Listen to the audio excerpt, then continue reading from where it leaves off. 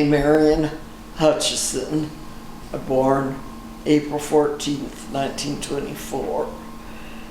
Now my family, I was number 4 of 5 kids.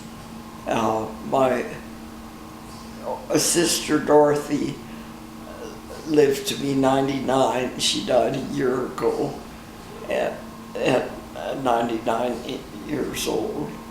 She had 7 children and worked as an accountant over the years at Gates Rubber Company. And then my brother Joe was in the Army, and he mopped up after the Battle of the Bulge in Europe, and he and his group, they got surrounded by the Germans and hid out in the loft of a barn in France. Well, the Germans were going to burn down the barn, so the guys got out of the barn and climbed in a tree, and they burned the barn. But then when he was in the tree, he got shot, so they took him to the hospital in Paris and got him sewed up. He had a lot of shrapnel and severely wounded. But the hospital, they called it the American Hospital in Paris, and the walking wounded were on the bottom bunk and the more serious ones on the top bunks. So the walking wounded could get what the non-walking wounded needed. Mm-hmm. So he spent his time then. And then when he got out of the hospital there on D-Day, then there weren't ships to bring him to the States. They had to go to Great Britain.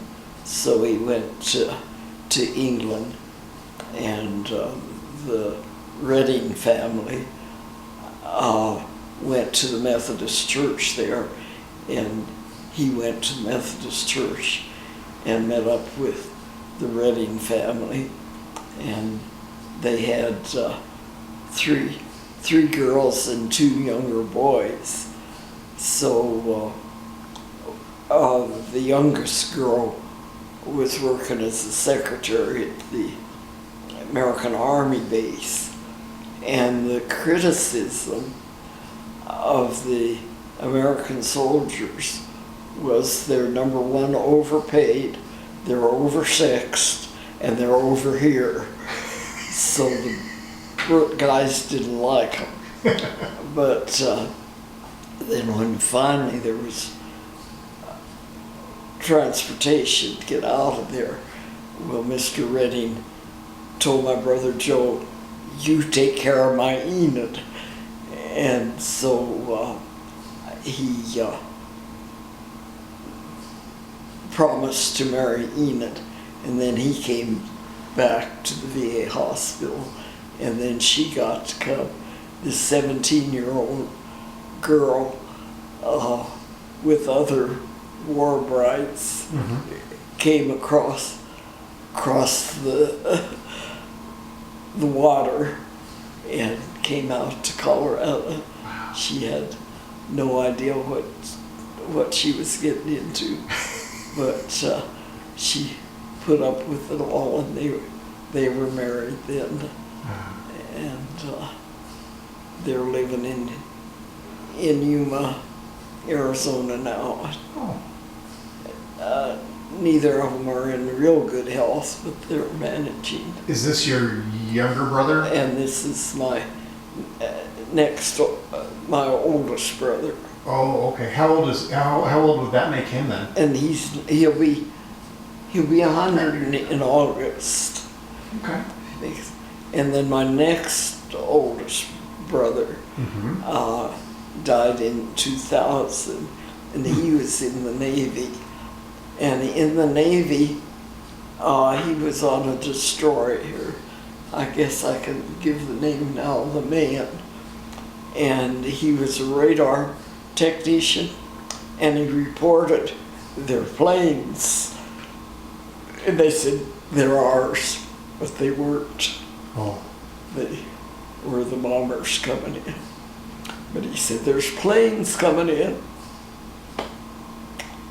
Not that they could have, well, they could have moved the ships out of Pearl Harbor. Oh, this is at Pearl Harbor. If they'd taken a notice. Right. But then he stayed shipboard. And then my youngest brother,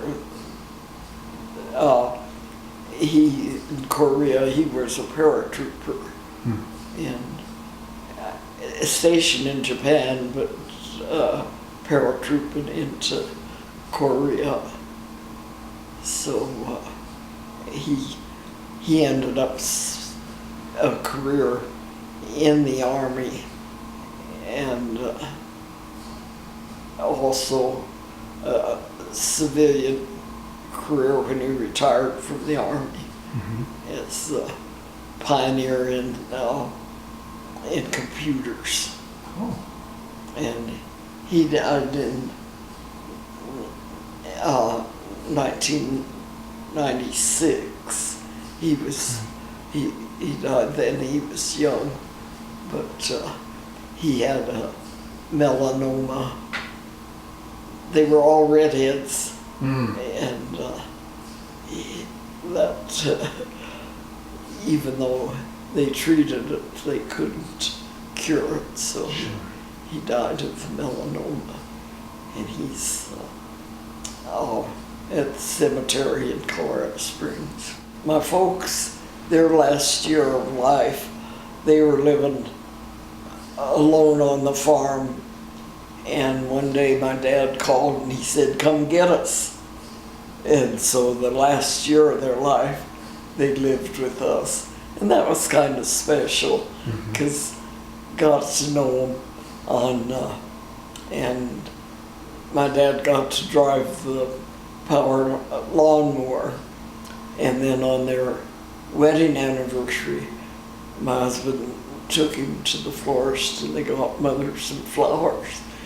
And she said, "How could you get these? I have all the money." And my husband said, "Do you think he worked for nothing?" So he worked to get the money for the flowers.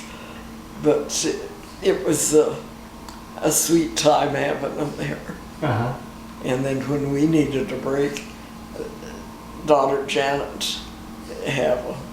And her little girl was just a toddler and was going up the stairs. And my dad was sitting there and he'd say, "Dorothy, you come back here." He thought he was his little girl climbing the steps.